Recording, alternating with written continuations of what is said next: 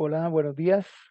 Soy Mauricio Chotocruz, soy el gerente de Conexis y los saludo hoy desde nuestra oficina en San José, Costa Rica. Bienvenidos especialmente a nuestros suscriptores en Panamá que hoy nos acompañan y demás participantes. También una cordial bienvenida a participantes de funcionarios del sector público que últimamente nos acompañan con frecuencia. Hoy tenemos una charla sobre cómo licitar mejor basado en cambios, normativas, regulaciones, precedentes, criterios de entes reguladores que hay que tener siempre presentes para poder competir con ventaja. Sus preguntas, nuestra experta, que ya la voy a presentar, las recibe con agrado en el botoncito de QIA y en el chat, ¿verdad? Intentaremos, ojalá que sean bastantes, intentaremos contestarlas todas. Estimamos una hora de presentación máxima. Hoy nuestra facilitadora, ya muchos de ustedes la conocen, es la doctora Katia Liduque. Ella es especialista en contrataciones públicas en Panamá, es escritora, es conferencista y es asesora de nuestros clientes en Panamá, asesora de suscriptores de Conexis. Para los que eh, desean conocer un poquito más de nuestra empresa, nuestro objetivo siempre es apoyar a proveedores estatales a hacer crecer sus negocios en licitaciones. Trabajamos en Costa Rica, Panamá, República Dominicana y México y tenemos más de 1,250 ya empresas suscritas a nuestros servicios.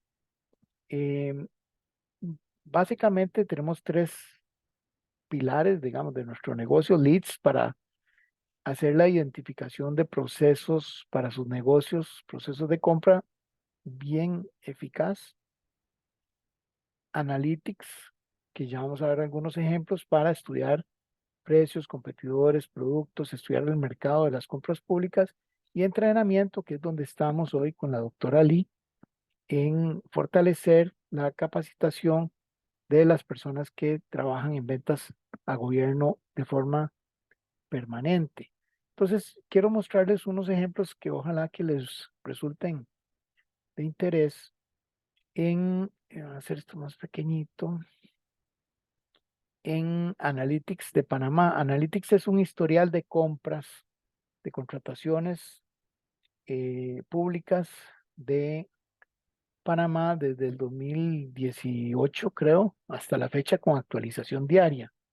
En este sistema, voy a hacer esto, en este sistema yo puedo estudiar, por ejemplo, un sector específico o un producto específico, por ejemplo, en temas de tecnologías. Si quiero buscar algo de firewall, ¿verdad?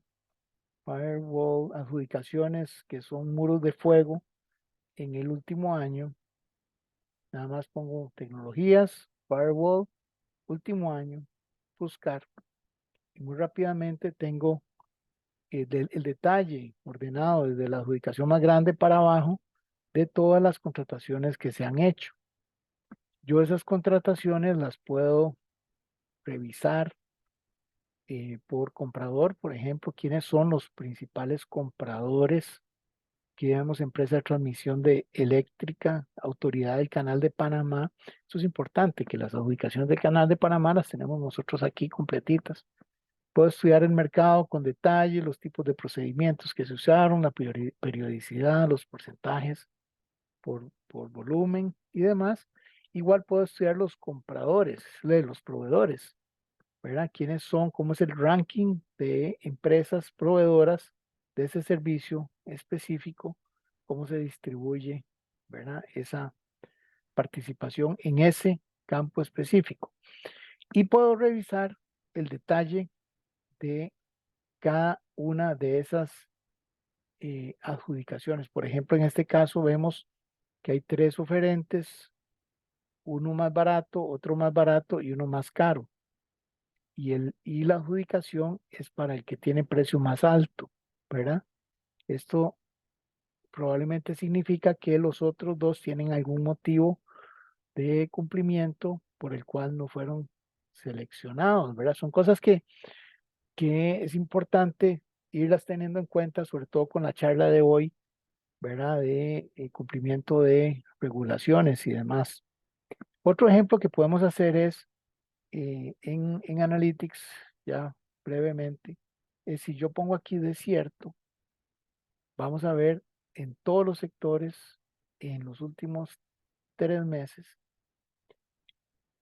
vean esto, tenemos procesos declarados desiertos, tenemos 647 líneas, digamos, involucradas en procesos por casi 5 millones de dólares.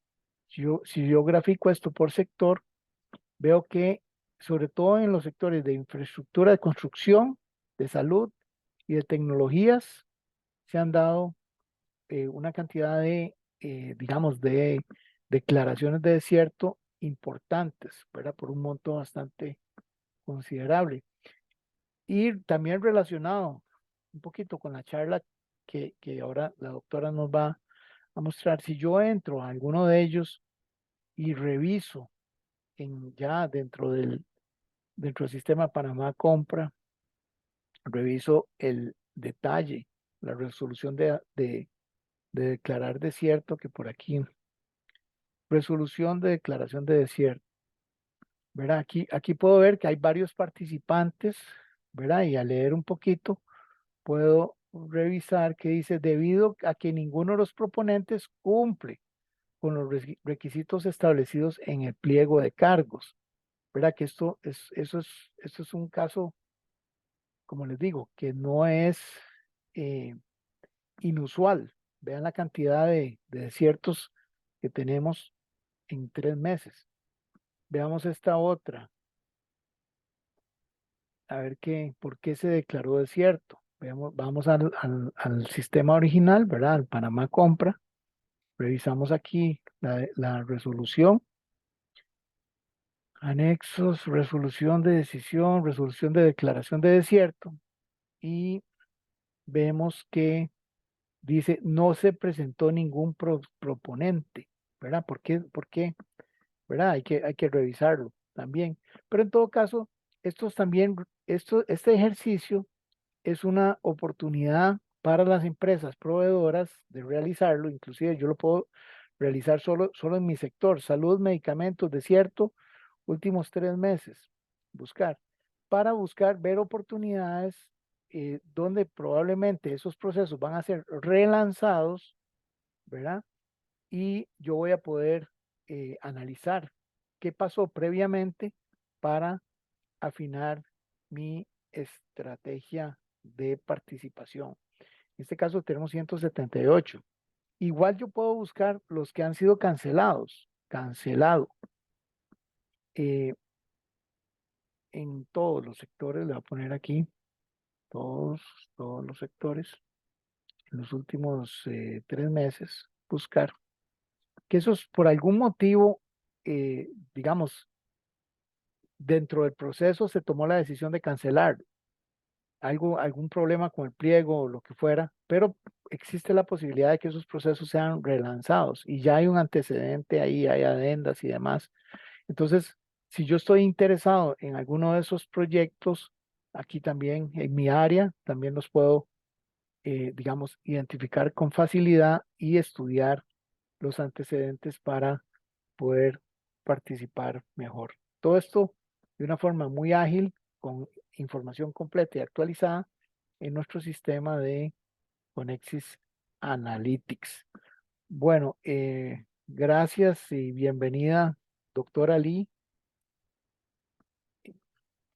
Muy buenos días, es un gusto nuevamente estar con ustedes aquí en esta mañana. Como nos compartió aquí el compañero don Mauricio, la importancia de la charla de hoy, él lo ha dado con algunos ejemplos prácticos y reales. Y la importancia entonces de la presentación que vamos a compartir en la mañana de hoy guarda relación precisamente con que ustedes, como proponentes, como posibles adjudicatarios, igualmente aquellos que nos acompañan de las instituciones, puedan ver o tener presente aquellas condiciones más importantes para, como dice el título, para competir mejor. ¿Qué se traduce en ese tipo de competir mejor? Bueno, precisamente lograr la adjudicación, que al final pues es el objetivo que se tiene como proponente, ¿no? Todos presentamos una propuesta con el objetivo de ganarnos el acto público, poder contratar con el Estado y al final pues entregar un servicio, un bien o una obra de calidad y recibir la compensación o la contraprestación por el pago de esos servicios o de esa obra o de ese bien. Y para ello, pues, debemos conocer los parámetros. Y como ustedes podrán ver, en esta materia no es algo que se queda estático. Todos los días, si bien la ley de contrataciones no es modificada, sí surgen normativas de inferior rango, llámese circulares, llámese guías, llámese manuales, que la DGCP constantemente está actualizando o generando nuevas reglamentaciones y que es importante que todos ustedes la conozcan para poder tener claridad de cómo, qué debemos presentar y asimismo, como proveedores, tener la oportunidad de reclamar nuestros derechos ante las instituciones cuando esas mismas normativas regulatorias de contratación son infringidas o son violentadas por las instituciones. Entonces, durante el desarrollo de esta mañana, vamos a ver algunos ejemplos reales de situaciones recientes, de casos en los que las instituciones todavía fallan en la implementación de esas normativas y que al final lo que viene a crearle pues es un perjuicio de manera directa a los proponentes y también a las instituciones, porque como ve, entonces puede llevar a la declaratoria de desierto de un acto, ya sea porque nadie cumplió o porque nadie le interesó participar porque las condiciones no estaban claramente definidas. Nuestro primer punto de esta mañana, pues tiene que ver básicamente y muy trascendental con lo que es el registro de proponentes, ¿no? Obviamente, todos sabemos ya que desde el año 2021, para poder participar en un procedimiento de selección de contratistas a través del Panamá Compra, debo estar inscrito en el registro de proponentes. Es decir, debo haberme registrado tanto en la versión 2 como en la versión 3 de Panamá Compra, porque todavía pues se está manejando dos versiones dependiendo de la cuantía del acto público o del tipo de acto público y que debemos entonces estar registrados con nuestros usuarios y nuestras claves en cada uno de ambos portales, ¿no? Para poder enviar nuestras propuestas. Entonces nos dice la norma, pues que la acreditación de esta inscripción se hace a través exclusivamente del portal de Panamá Compra. Y que para ello, entonces yo debo seguir un proceso. Este comunicado del 2022, que se mantiene vigente, enfatiza que las propuestas presentadas a través del sistema de Panamá Compra no podrán ser rechazadas o desestimadas por motivos de no incluir el llamado documento denominado certificado de proponente. Aquellos que son proponentes pues ya de vieja data recordarán que el sistema y la DGCP emitía o generaba este documento que tenía que ser, aunque fuese una propuesta enviada de manera digital, tenía que ser adjuntada con todos los documentos que se estaban pidiendo en el acto público. Pues ya como ustedes saben, no es requisito presentar este certificado porque obviamente pues esto fue suplantado por lo que dice la norma de que allá yo poder enviar una propuesta vía electrónica, evidentemente está acreditado, demostrado que yo estoy inscrito en el registro de proponentes. Entonces también recordemos que el objetivo de toda la sistematización de los procesos de compra es facilitar y agilizar precisamente esos procedimientos y hacerle la actividad de participar a los proponentes más fácil y amigable. Entonces, recordar pues que ya este requisito no es necesario porque para ello se utiliza entonces el registro a través del portal. Otro aspecto que hay que tener en cuenta es el hecho todavía de aquellos, por ejemplo, actos públicos de organismos internacionales que utilizan el portal de Panamá Compra como un medio de publicidad, es decir, para convocar, para dar a conocer a los proponentes el pliego, las especificaciones. Sin embargo, todavía las propuestas, pues obviamente estos organismos internacionales que utilizan supletoriamente nuestro portal de Panamá Compra, reciben las propuestas físicas o las propuestas por escrito, ¿no? De manera presencial. Entonces, la norma nos enfatiza que en ese caso, evidentemente, como dice aquí, no pueden ser solicitados este certificado de proponente porque ya la DGCP realmente no lo genera y que por tanto no pueden ser rechazadas estas propuestas o desestimadas por motivos de no incluir el certificado de proponente. Entonces, con esta circular y este comunicado, lo que se hace es enfatizar el hecho de que a través del portal de Panamá Compra, es decir, el portal genérico o el portal de acceso público, los proponentes y las instituciones pueden visualizar, como vemos aquí, ¿no? A través de estas secciones que se nos presentan, específicamente aquí en el caso del registro de proponentes, pues validar efectivamente el registro, ¿no?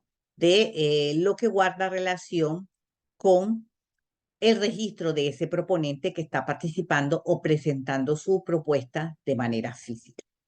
Entonces, al ingresar en esa sección que dice registro de proponente, tanto cualquier interesado como las instituciones pueden entonces acceder a esta sección del portal o a este link que nos llevará entonces a que pueda usted ubicar a ese proponente, ya sea por el nombre de la persona natural o jurídica o por el RUC de la persona natural o jurídica, en donde entonces se desplegará las opciones y ustedes seleccionarán para verificar que efectivamente, pues, desde cuándo está ese proponente inscrito en el registro de proponentes para cumplir así con la validación de la exigencia de que debe estar inscrito en el portal de Panamá.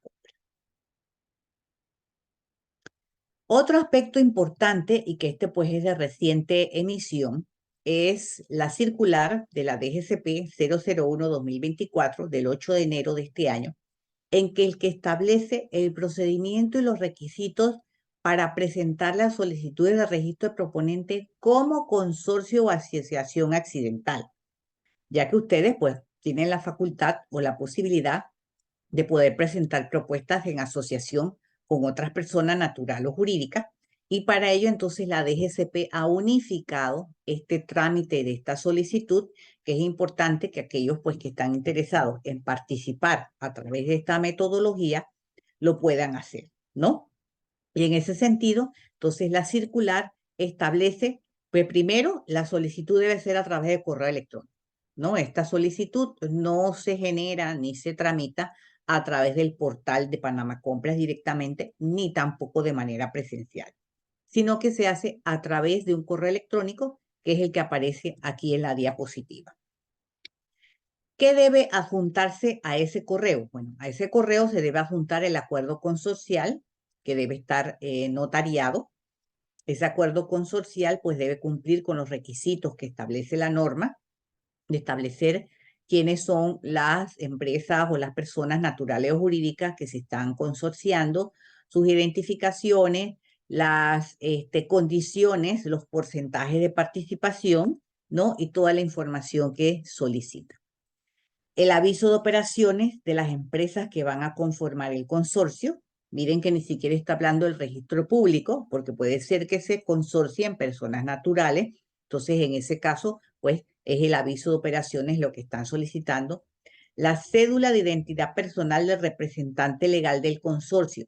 Ni siquiera es de cada uno de los integrantes del consorcio, sino de la persona que va a representar a ese consorcio, ¿no? Porque obviamente tiene que actuar una persona en particular.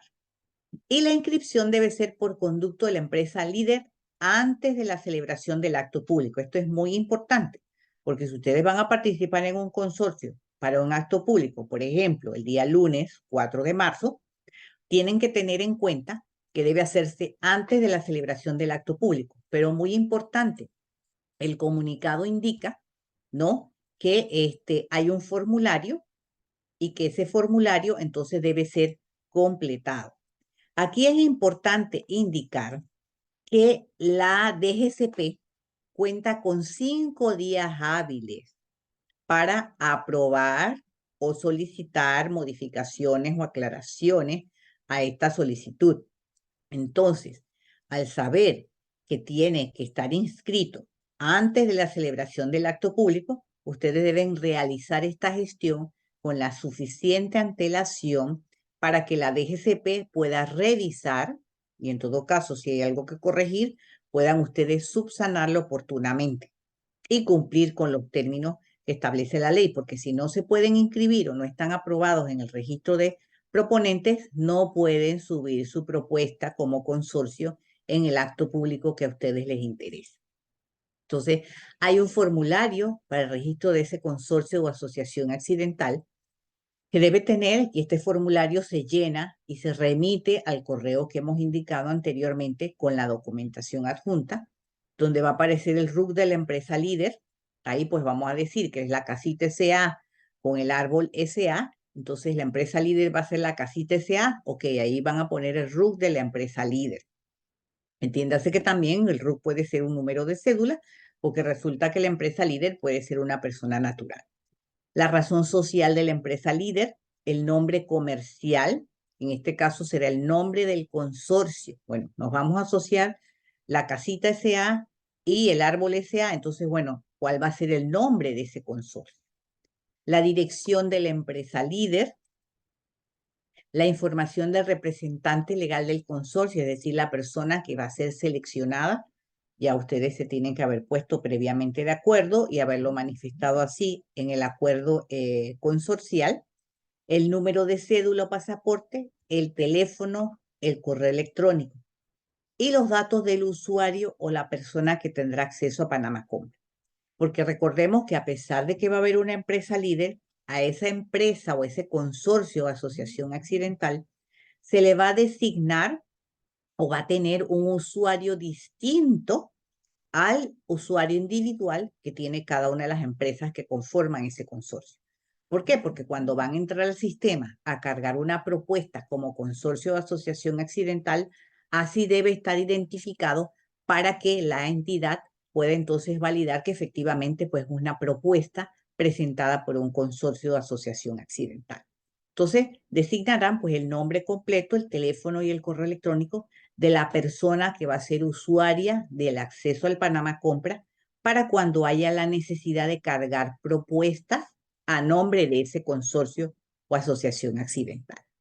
Entonces, como hemos dicho, una vez recibida la documentación por ese correo, la DGCP tiene un plazo no mayor de 5 días hábiles para registrarlo en el sistema.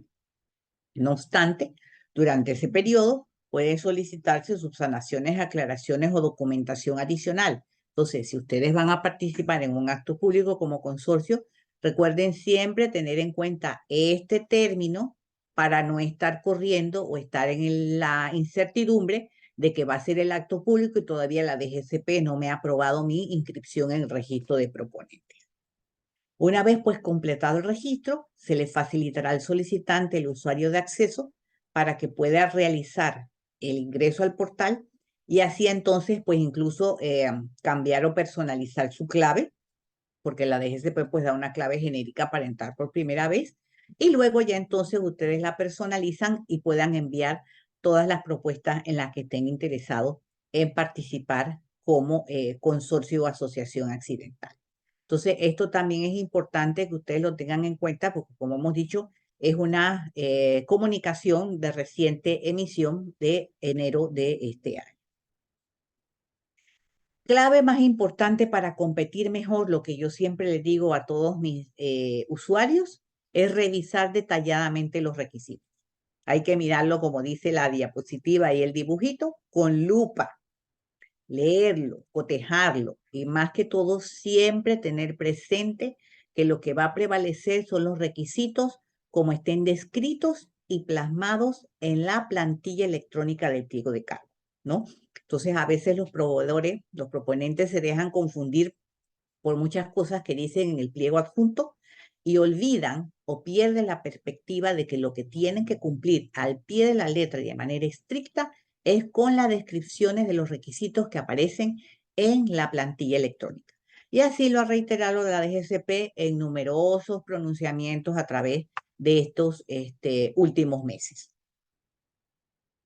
Tenemos aquí, por ejemplo, algunas muestras, ¿no? El tema del certificado de la Caja de Seguro Social o el certificado de no obligado, en que en reiteradas ocasiones las instituciones a veces descalifican a los proponentes porque el paz y salvo o la certificación de no obligado no trae una descripción especial. Ustedes sabrán que algo que comúnmente hacen las instituciones es, por ejemplo, indicar que si el caso es certificado de no obligado, debe estar dirigido a una entidad o a su entidad en particular.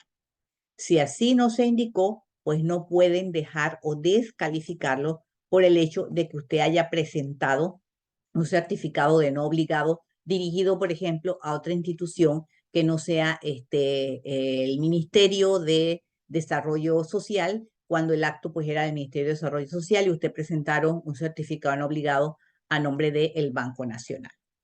Entonces, la DGCP ha dicho que evidentemente el portal, porque recordemos que el Paz y Salvo es un requisito que está posteado de manera obligatoria en el portal de Panamá Compras, no es un requisito que las instituciones ingresan de manera voluntaria o transcriben de manera manual, sino que ya viene, como dice comúnmente, por default en el sistema y que no podemos modificar.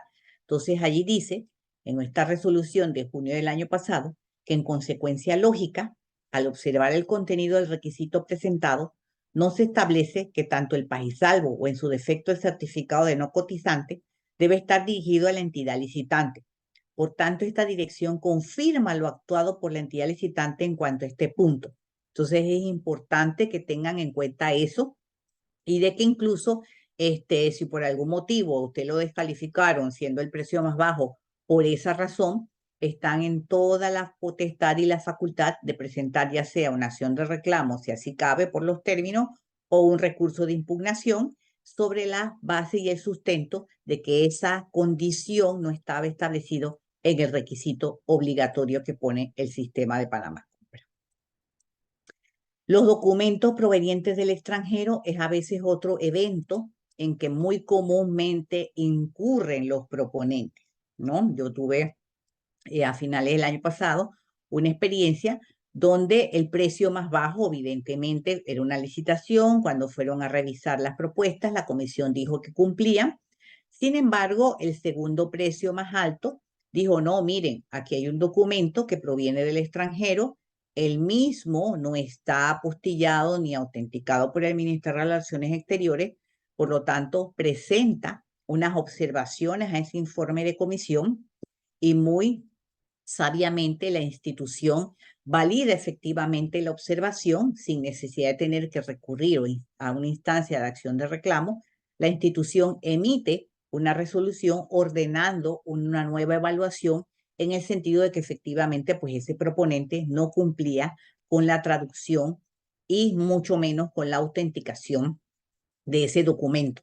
¿Dónde estuvo la falla? Que si bien es cierto, el documento venía en español, que incluso decían que estaba firmado aquí, el membrete de la empresa que había generado esa documentación tenía como domicilio el extranjero. Entonces, se presume que estaba instalada esa empresa en el extranjero, por lo tanto, ese documento debía venir apostillado. Entonces, en ese caso, pues la persona perdió esa adjudicación y fue beneficiada la persona en segundo lugar. Entonces, así lo ha manifestado la DGCP, que incluso ha reiterado fallos del Tribunal Administrativo de Contrataciones Públicas, en que dice, no obstante lo anterior, el tribunal observa que el documento proviene del extranjero y no cumple con el requisito de autenticidad solicitado en el pliego de cargo respecto al sello de apostilla o de legalización. Igualmente, tenemos, por ejemplo, esta resolución, que si bien es del año 2021, yo la traigo a colación por un tema importante, ¿no?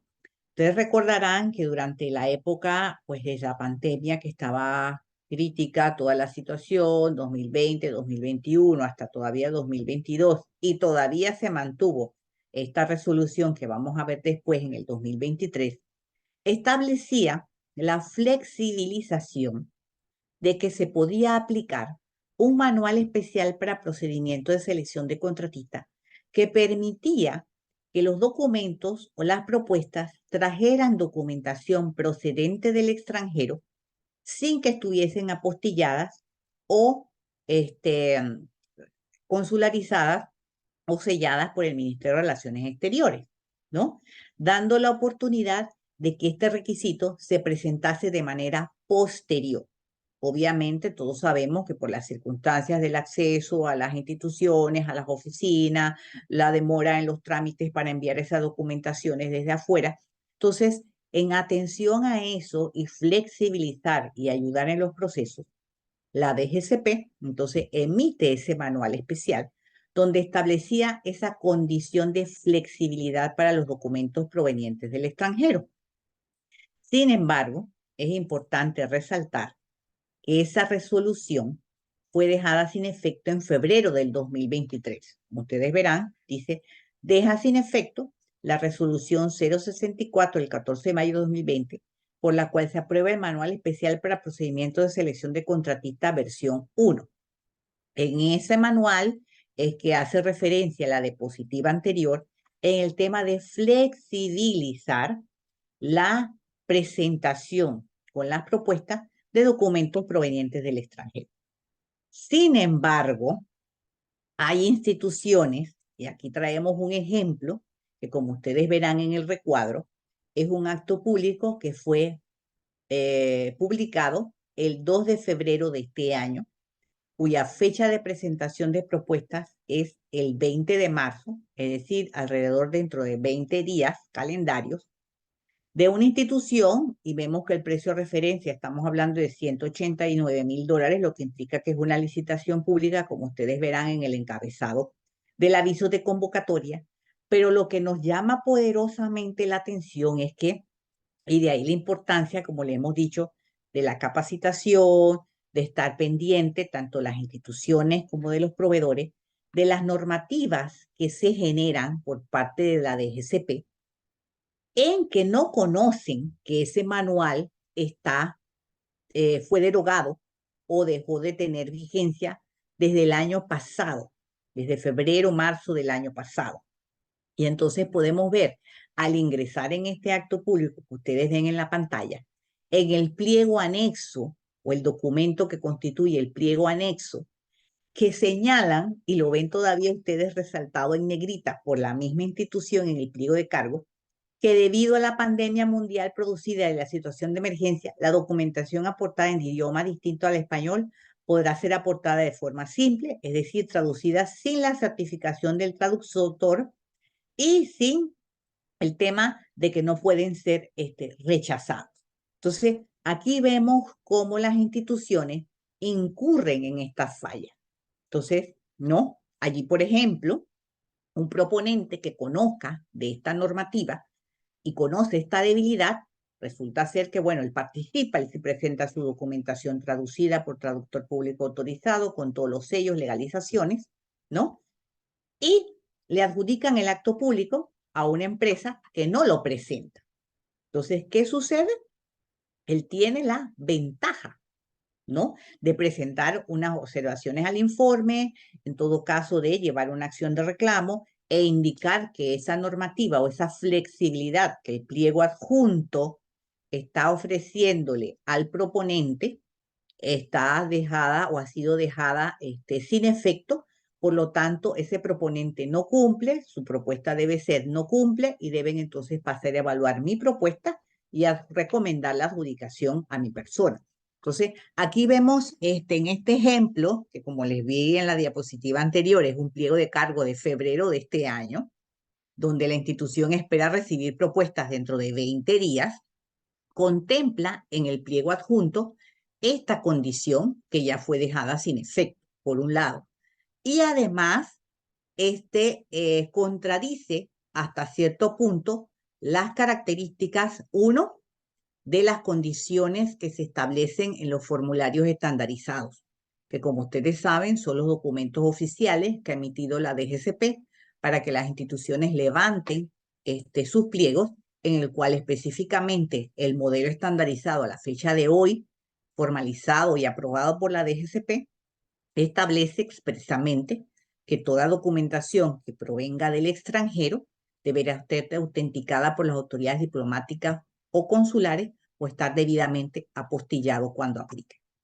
E igualmente, entonces, eso así aplica, como vimos anteriormente, en el sentido de la diferencia que hay entre los pliegos adjuntos y la plantilla, que fue lo que mencionamos como el requisito, la condición más importante que todos deben tener en cuenta al presentar propuestas para el tema de hacer prevalecer las condiciones y requisitos que aparecen en la plantilla electrónica por sobre las condiciones o requisitos que aparezcan en los documentos adjuntos. Entonces, ustedes cuando ven la plantilla de Panamá Compras, ven el cintillo resaltado en negro que dice efectivamente que todos los documentos provenientes del extranjero deben venir apostillados y en caso de estar traducidos en otro idioma, está traducidos entonces por un traductor público autorizado. Entonces, a muchos de ustedes les sorprenderá que todavía haya instituciones que estén utilizando documentos no vigentes y no estén utilizando los formularios o los modelos de pliegos estandarizados.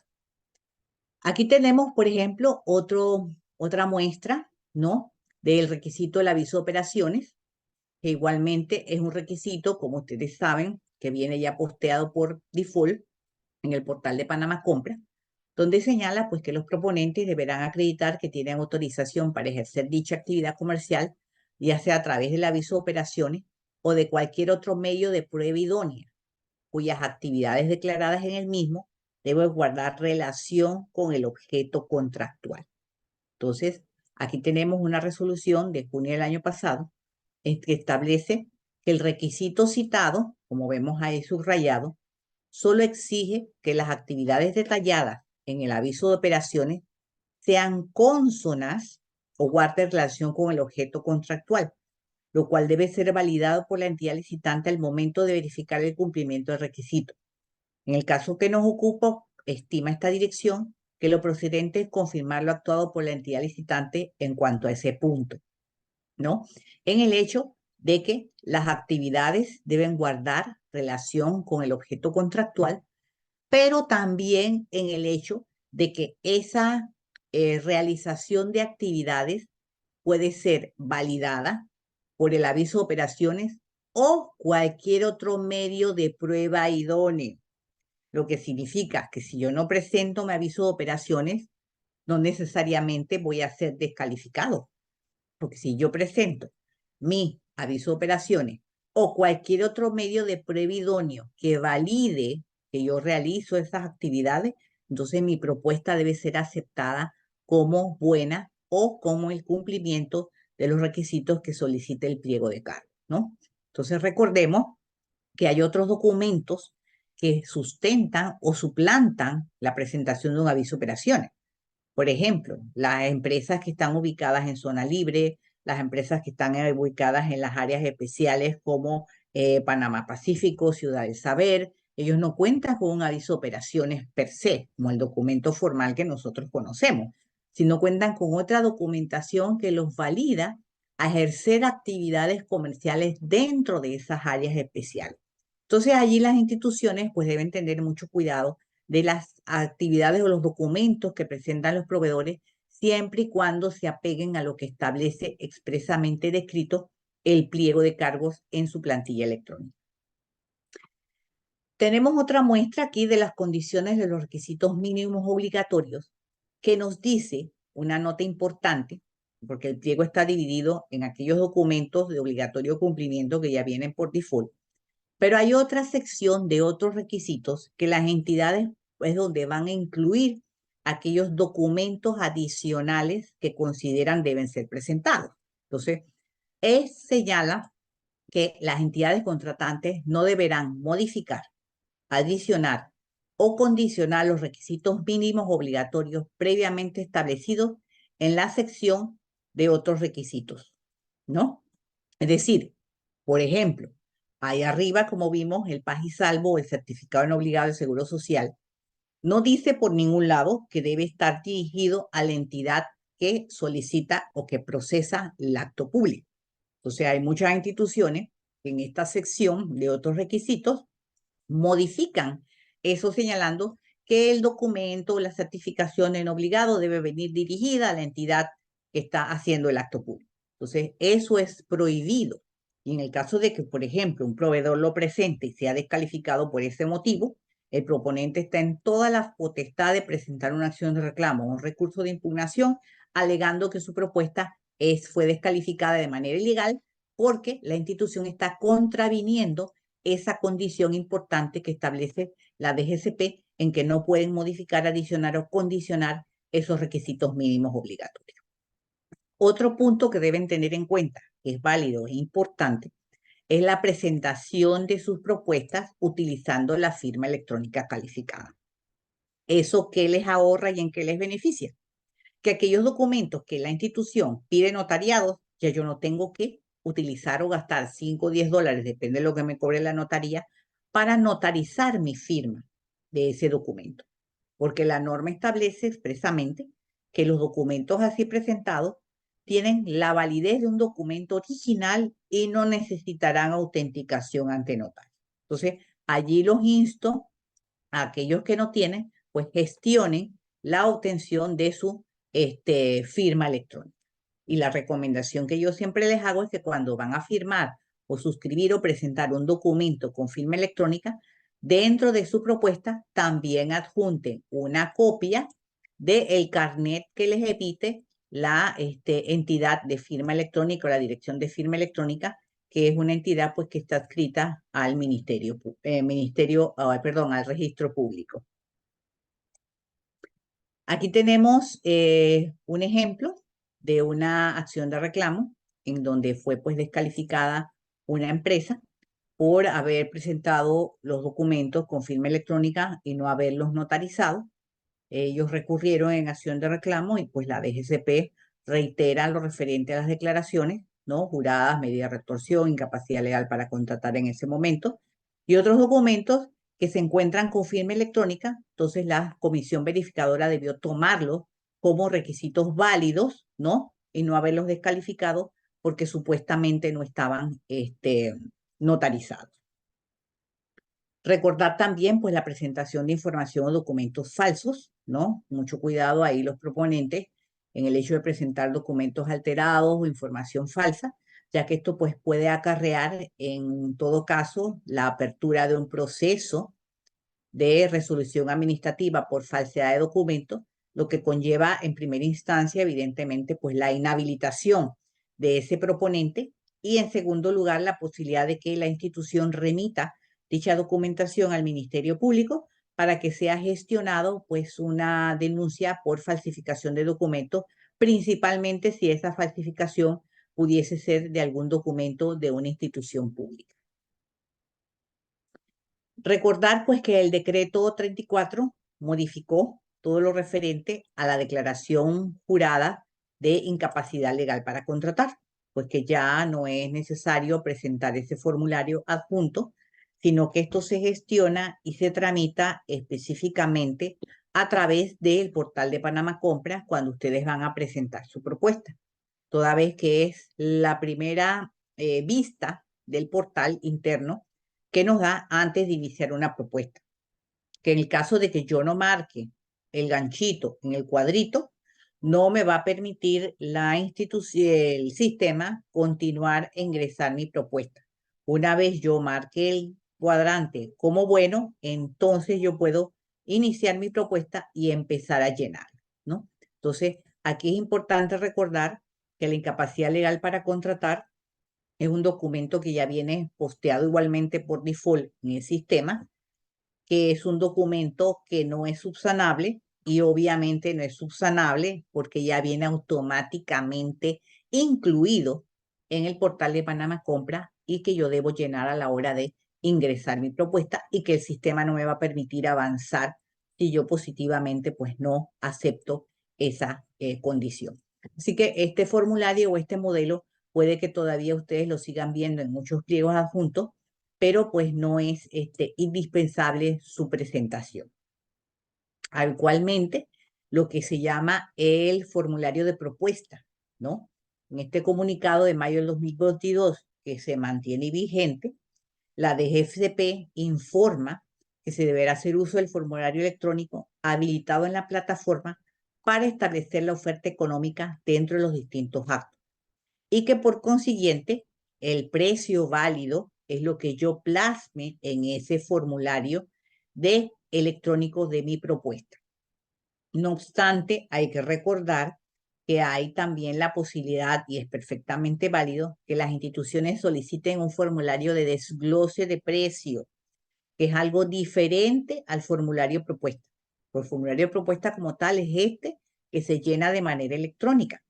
Sin embargo, el desglose de precio ya puede implicar, por ejemplo, requerir otra información, como por ejemplo señalan marca, casa productora, país de origen, si es un servicio o una obra que obviamente tiene varios ítems que componen el precio global, entonces allí el desglose de precio pues va a permitir hacer el detalle de cada uno de los rubros que van a integrar esa propuesta global, ¿no? Entonces allí pues hay que tener cuidado en la diferencia entre lo que es el formulario de propuesta, que es el que está planteado en la plantilla electrónica, versus un formulario de desglose de precio que las instituciones pues evidentemente lo piden.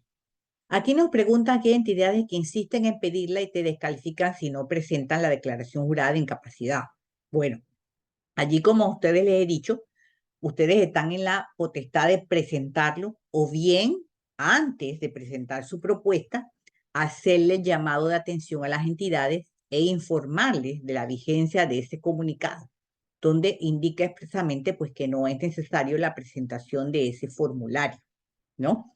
Evidentemente es más fácil hacer la observación antes de presentar propuesta porque en muchas ocasiones, luego de presentar la propuesta y descalificado, entonces tienen ustedes como proponentes que entrar en ese proceso o en ese dilema de indicar que efectivamente pues no es válida o es ilegal la descalificación y entrar ya en un proceso de tener que incurrir en una acción de reclamo o, como dije, en un recurso de impugnación. Nos dicen que el formulario de propuesta o de desglose, perdón, muchas veces no lo presentan los oferentes y les adjudica. ¿Eso significa que es obligatorio o lo indica la ley 22? Ok, el desglose de precios o el formulario de desglose de precios no es obligatorio presentarlo. Es obligatorio si la institución lo pide como un formulario adicional en la sección de otros requisitos, pero como desglose de precios, no como formulario de propuesta.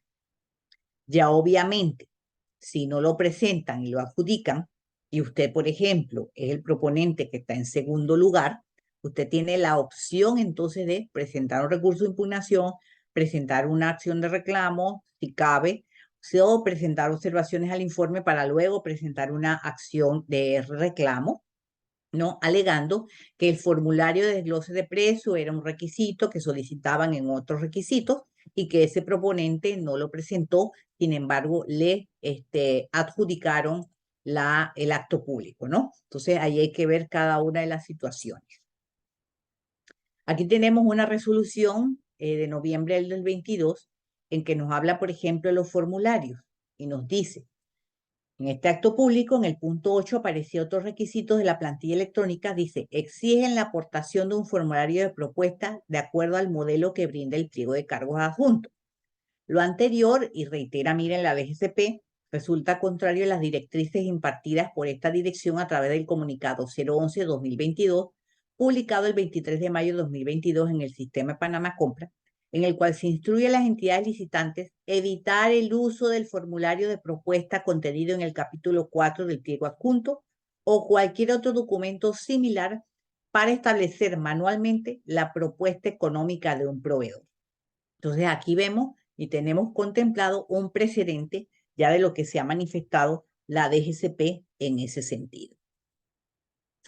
Cuando el requisito remite al formulario de pliego adjunto. Aquí es otro punto que es importante tener en cuenta. Acuérdense que ya vimos en las difiraminas anteriores que los requisitos obligatorios que vienen posteados por default en el Panamá Compra no se pueden modificar, condicionar, establecer requisitos adicionales. Sin embargo, en aquella sección de otros requisitos, que son aquellos que transcribe o escribe ya de manera manual la entidad, o ellos establecen de forma unilateral, sí se pueden y se deben cumplir como establece el pliego electrónico. Entonces, en muchas ocasiones ustedes harán un examen, ¿no? Un autoexamen y validarán que efectivamente hay situaciones así, donde nos dicen, por ejemplo, presentar 3 cartas de referencia como mínimo que durante los últimos 7 años indiquen que la empresa ha realizado prestación de servicios de mantenimiento en áreas verdes, en el sector privado y o gubernamental. Ver formulario número 7 del capítulo. Si bien es cierto, el requisito como tal en la plantilla no establece mayor detalle. Sin embargo, remite a ver el formulario 7 del capítulo 4.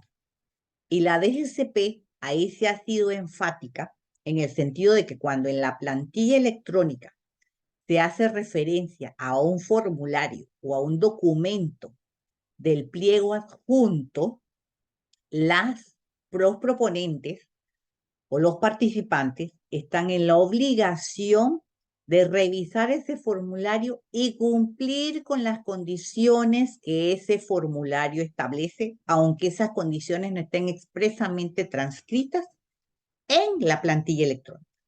Entonces, allí mucho ojo y atención cuando la plantilla remita a un documento o a un formulario del pliego adjunto, tener la atención de que deben cumplir con lo que ese formulario adjunto diga, aunque no esté así replicado en la plantilla electrónica, ¿no? Entonces, así lo ha enfatizado la DGCP en esta resolución 806 del 1 de julio de 2022, condición que ellos han reiterado en ocasiones posteriores bajo condiciones similares. Otro aspecto es, por ejemplo, solicitar, que a veces ocurre, una declaración jurada no significa que debe notarizarse. Y aquí es una resolución, como diríamos, fresquita, salida del horno, del 5 de febrero de este año, en el cual en un caso, o en una situación que me tocó atender, el requisito establece declaración jurada, en donde el proponente certifica que tiene como mínimo 5 años de experiencia con el objeto contractual, ¿no? Etcétera, y ahí sigue detallando la descripción. En este caso, el proponente presenta su declaración jurada, pero no la lleva a notarizar. Eso fue una licitación. El proponente, que obviamente seguía en segundo lugar, presenta una acción de reclamo indicando de que ese proponente debía ser descalificado porque ese documento de otras condiciones, otros requisitos, no cumplía con el hecho de estar notariado, ¿no?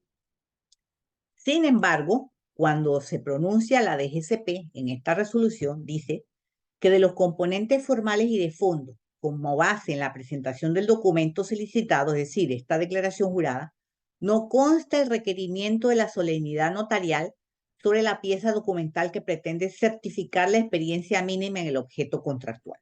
Entonces, ojo, cuando hablan de declaración jurada, no necesariamente implica que tiene que estar notarizada. Entonces, allí, si en todo caso la institución quería que estuviese notarizada, debía decir declaración jurada notariada. O al final de la sección, como dice aquí, firmada por representante legal o apoderado especial, haber colocado en todo caso que debe estar firmada por representante legal o apoderado especial, cuya firma debe estar notarizada. Entonces, allí ojo y tener también cuidado del hecho de que si la quieren o no la quieren notarizada y que por el simple descripción de poner declaración jurada no implica necesariamente que debe llevarse a notariar las firmas allí descritas. Entonces, esto también lo traigo como algo importante para que ustedes como proponentes y como entidades tengan en cuenta lo que implica solicitar una declaración jurada que no lleva obligatoriamente presentarla notariada. Si la quieren notariada, deben así expresarlo de manera directa en los requisitos posteados en la plantilla de Panamá, ¿no? Entonces, para que tengan eso en cuenta. Y finalmente, pues como siempre, yo les hago el recorderis de que ustedes tienen abiertas las líneas de la Dirección General de Contrataciones Públicas a través del correo de fiscalización@dgcp.gov.pa, como ustedes pueden convertirse también en fiscalizadores de los diversos actos de selección de contratistas. Y que incluso pueden utilizar esa vía previo a la presentación de una propuesta, es decir, cuando todavía ustedes no están conformes con lo que aparece descrito en el pliego de cargos. Aquí nos dice, pues, uno de los asistentes que tiene dos preguntas. Vamos a ver. En una licitación, las propuestas deben ser verificadas por una comisión y el informe debe ser publicado en Panamá Compra. Efectivamente, eso es cierto. A partir de la publicación de dicho informe, la ley establece que los participantes tienen 3 días hábiles para hacer observaciones. La pregunta es, ¿el día de publicación del acto cuenta como el primer día para observaciones? No. Son 3 días hábiles posteriores a la publicación. Si yo, por ejemplo, puedo publicar el informe de la comisión como entidad a las 10 de la mañana, ¿no? Yo tengo, el día siguiente empieza a contar. Entonces, no hay diferencia entre si la entidad lo publica a las 10 de la mañana o lo publica a las 4 de la tarde o lo publica a las 5 de la tarde, inclusive después de vencida las horas laborables hábiles, ¿no? Los términos siempre empiezan a contar el día hábil siguiente a la notificación de la actividad en el portal. La resolución de adjudicación, el informe, o sea, es el día hábil siguiente. Y la segunda pregunta es, si sobre el mismo proceso la institución publica un segundo informe de verificación contra el segundo informe, ¿aplica hacer observaciones o se va directamente a la interposición de una acción de reclamo? El proceso o el ciclo se repite. Vamos a poner el ejemplo. Yo publico mi informe, presentan observaciones, la institución decide acoger las observaciones y modificar y ordenar un nuevo informe y se publica un nuevo informe. Ese nuevo informe va a correr la misma suerte que el informe inicial, es decir, que la institución pues tendrá que esperar los 3 días hábiles y durante esos 3 días hábiles cualquiera de los proponentes puede presentar observaciones para entonces abrir la vía para poder ir a la acción de reclamo. Porque recuerden que para ir a la acción de reclamo es requisito obligatorio presentar las observaciones al informe, ya sea el primer informe, el segundo informe o el tercer informe. Siempre debe haber una presentación previa de la constancia de la presentación de esas observaciones. ¿En qué sección podemos encontrar el formulario de información general del consorcio? Bueno, eso se encuentra dentro de los comunicados o en la sección de los comunicados de la DGCP, en el portal de la plantilla electrónica o de la página web general. Hay unas pestañas que dicen normativas. En esa sección de normativas, ahí ustedes van a poder encontrar las guías, los comunicados, las circulares, los manuales. Entonces, en esa sección ustedes pueden ubicarlo. Dice, aclárame si la declaración jurada, si lleva firma electrónica, aún así debe ser notariada. No. Si lleva firma electrónica, como dijimos, allí pues eso es como si estuviese original, ¿no? Y por lo tanto, compensa o suplanta el hecho de la notarización. Así que dándole pues muchas gracias por la presencia de ustedes en la mañana de hoy y agradeciéndoles pues siempre su interés y todas sus preguntas, pues estamos a sus órdenes a través de el portal y las páginas de Conexis y pues les deseo siempre el mejor de los éxitos. Muchísimas gracias, doctora, y gracias a todos los participantes. Creo que entraron un par de preguntas más. No sé si las quiere revisar Sí, ya, bueno, doctora.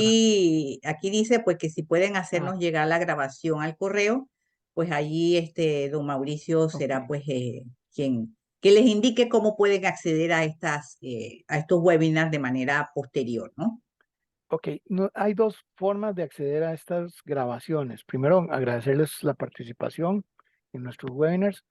La primera, para suscriptores de Conexis, en la página principal está este link que dice Biblioteca de Charlas.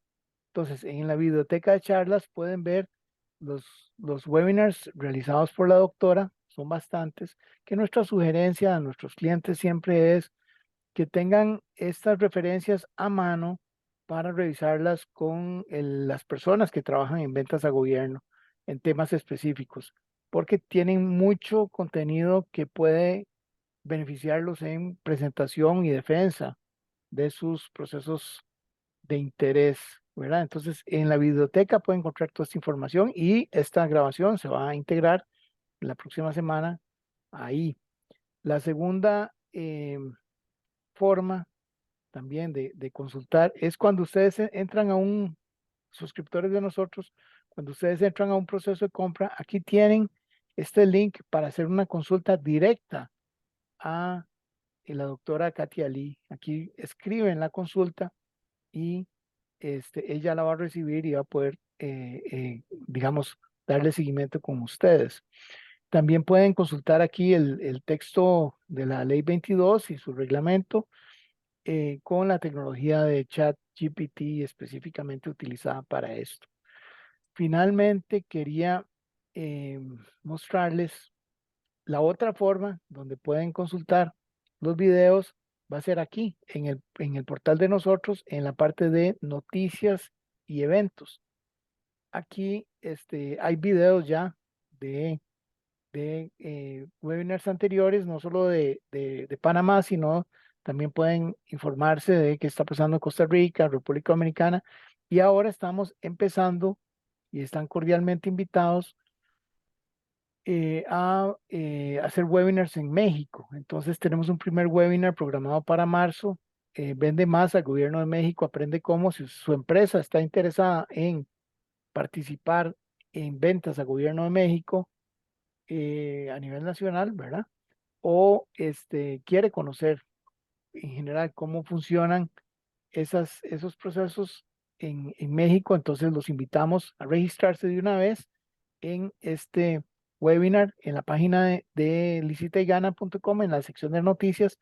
Aquí ustedes pueden ver el contenido y registrarse sin costo adicional miércoles 13 de marzo a las 6 de la tarde, Ciudad de México, vía Zoom. Y para terminar, voy a presentar el sondeo final que siempre hacemos, que en esta ocasión tiene tres opciones. La primera es si desean recibir información sobre suscripciones a Conexis en Panamá. Clic a la primera, con todo gusto ahí podemos gestionar una presentación personalizada para su giro de negocios. La segunda es si desean información sobre Conexis en México, servicios de Conexis en México, en Costa Rica o en República Dominicana, tanto para identificación de oportunidades, para estudios de mercado, para capacitación, asesoría legal, lo que necesiten, sería la opción 2. Y la opción 3 es si ya son suscriptores nuestros y requieren algún tipo de asistencia de cualquier tipo, están haciendo una renovación de nuestros servicios o requieren una capacitación adicional o cambio de usuarios o lo que requieran, nada más le dan la opción 3 y los vamos a contactar para atenderlos como es debido. Bueno, doctora, a todos los participantes, ¿verdad? Les agradecemos siempre su confianza e interés en los servicios de Conexis en Panamá.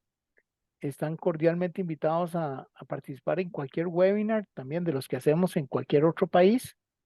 Eh, Interesante lo de México también, quedan ahí cordialmente invitados. Y muchas gracias a todos y muchas gracias, doctora. No sé si tiene alguna comentario final.